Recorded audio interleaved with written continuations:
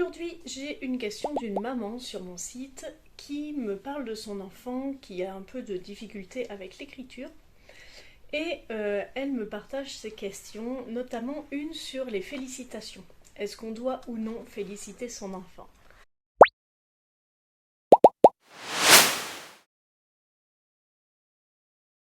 Voilà ce qu'elle m'écrit. Elle me dit: Je me rends compte d'une possible erreur que je commets avec lui dans les apprentissages. Quand il réussit, on crie, on se fait une accolade, c'est peut-être pas à faire. Alors, moi j'ai quand même une idée assez personnelle de ce qu'on peut faire avec les enfants, notamment autour des félicitations. Certaines théories disent qu'il ne faut pas féliciter un enfant, il ne faut pas le juger, parce que sinon on va tomber dans une relation, on va dire le gros mot, on va dire malsaine. Bon, c'est pas vraiment malsain, mais parce qu'il ne faut pas que les enfants fassent un effort pour les parents. L'idée, c'est que l'enfant travaille pour lui-même et donc qu'il progresse et qu'il doit être content lui-même de sa progression et pas forcément venir attendre l'approbation du parent. Si le parent est là à le féliciter tout le temps, bah, l'enfant finalement va travailler, faire son dessin ou faire son travail scolaire pour attendre l'aval de l'adulte, donc du parent ou même de l'enseignant, et savoir s'il a bien fait et s'il peut être félicité. Donc c'est en ça que souvent dans la pédagogie positive, on ne va pas forcément chercher à féliciter, à dire bravo, c'est super pour chaque action de son enfant. Pour autant, on n'est pas obligé non plus de tomber dans l'excès inverse et de se dire non, non, je félicite pas du tout, et de rester relativement neutre. Bien sûr, ça peut être une position de l'enseignant qui va décider de ne pas spécialement féliciter ou donner de mauvaises appréciations et donc va rester relativement neutre par rapport à tous les enfants de la classe.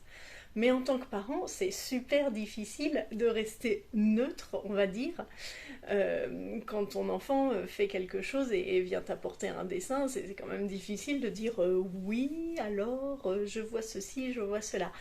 Pour certains parents, c'est naturel. Et à ce moment-là, il n'y a aucun problème, ça va se faire tout seul.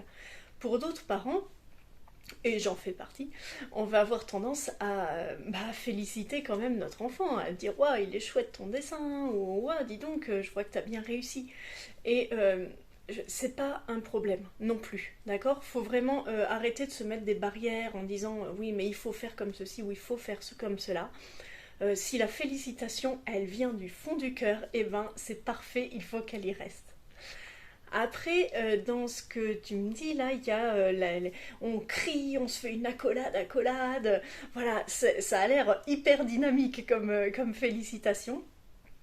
Là encore, ça dépend des habitudes de la famille.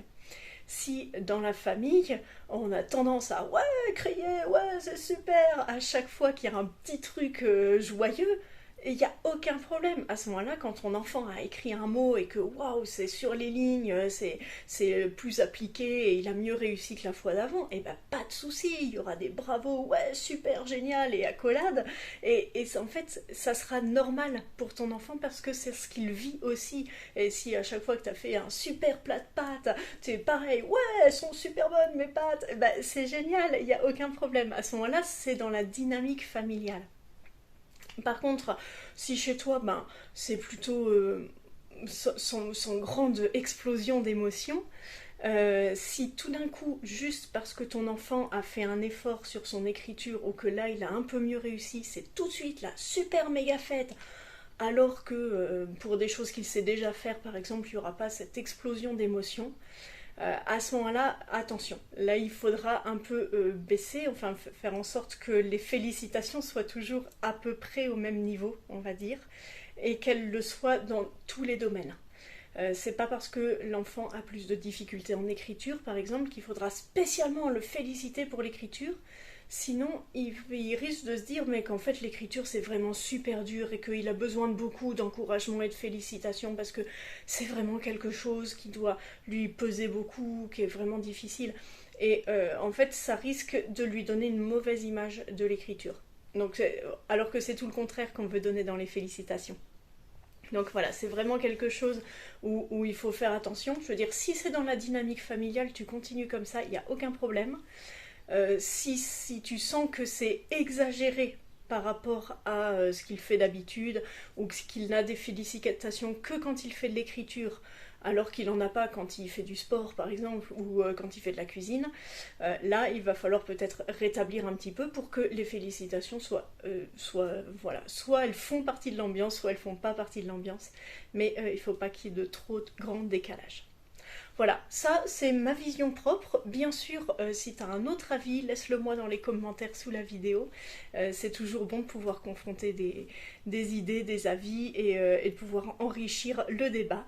Donc voilà, je t'attends dans les commentaires. Et puis voilà, à très bientôt pour une autre question.